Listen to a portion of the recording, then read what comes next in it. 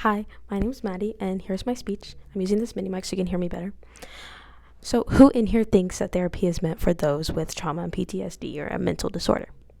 Because, surprise, it's not. And according to a website from Mental Health Treatments, therapy is a treatment option for those of mental illnesses provided by a trained mental health professional. Therapy explores thoughts, feelings, and behaviors and seeks to improve one's mental health and well-being. And it is a great way to gain skills and for an individual to gain personal responsibility and to change their unhealthy habits or behaviors that they have in life that they feel they need to readjust. And it involves both group or individual therapy. One does not need to be diagnosed with a disorder in order to be going to therapy, and it is a great form of treatment when paired with meds, and it has been shown to show great recovery for them. But why are we talking about this? Well, because I want to persuade you all to go to therapy, and whether you think you need it or not, but to just try it. I will be explaining what therapy is and its pros, along with the cons and refuting reasons why people think they don't need to go to therapy, or like any misleading things they think they know about it. There are so many reasons why one may go to therapy, whether it be like voluntary, involuntary. And from life changes, past trauma, present trauma, PTSD, like anything going on, like a life-changing event or anything like that, you just need to get off your chest. Personally, I decided to advocate for myself last year and tell my family that I needed to be put into counseling because of my anxious and overwhelming thoughts. And it has benefited me so greatly much.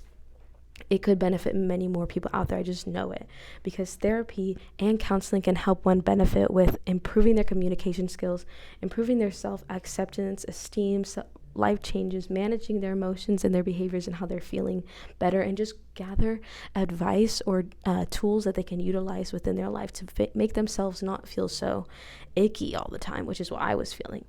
And many of my friends and family are in therapy, and some for valid reasons and some just because they want to be there. And at first I was like, why are you there if you don't have a valid reason? Or what really makes something valid? Like, and if you're stressed about it and anxious and overwhelmed, then that's valid enough. A major pro of therapy is that it's not a place of judgment, but a place for someone to talk to you and help you gain strategies. And so many people benefit from it. And according to a survey by Mental Health Treatment among adults in 2020, there were 41 million people in therapy, 41 million adults in therapy that were like consistently going in 2020 in America. That's crazy.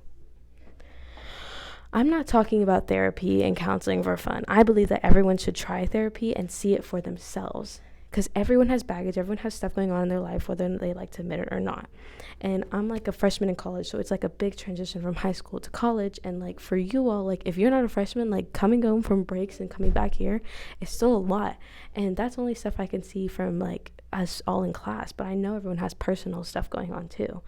And I feel icky sometimes when I'm dumping all my trauma or like things going on in my life to my friends. So when I go to therapy, those people are being paid to listen to me and and they're willing to listen and sit there and understand what I'm going through and my problems, and I don't feel like a burden.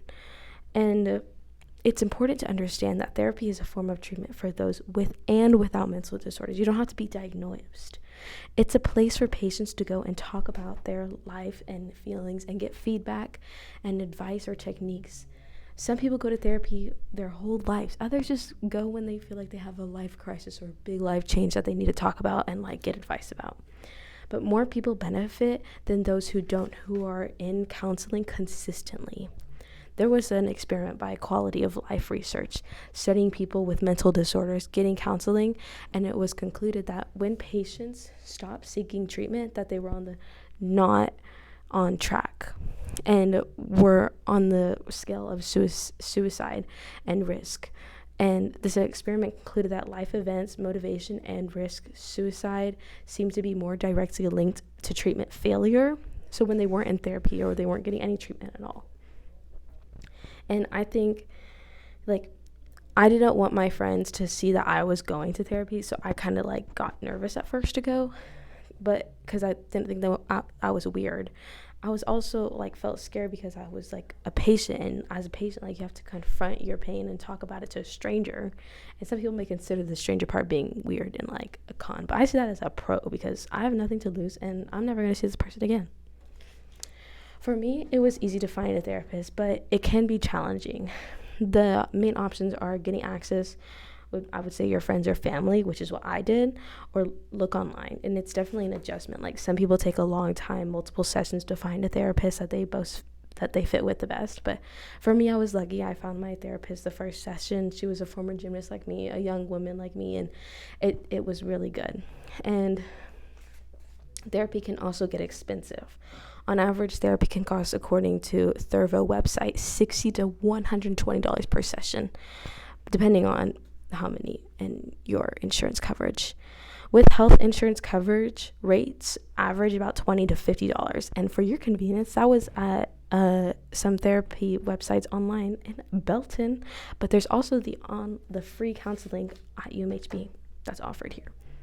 Like I said before, it's an easy outlet, but you can also be referred by doctors or research online, and it's 100% worth looking into. Like, the best part is that it's all confidential too, which is another misleading thing that people don't like believe, that it's all confidential, but it is. They are required by law to not share anything that you're going through unless it's like risky to your life and like you're gonna be hurt, like died or like killed or like kill yourself, you know what I'm saying? Your mental health is very important, and it's important to take care of yourself and advocate for yourself. Now, with all this information I have informed you of, I hope that I have persuaded you with why you should go to therapy and its pros, along with clearing up any misleading thoughts about therapy you may have had. I hope you all truly put yourself first and schedule an appointment, or just look online and think about it very thoroughly, especially since it's offered here for free on campus. Thank you.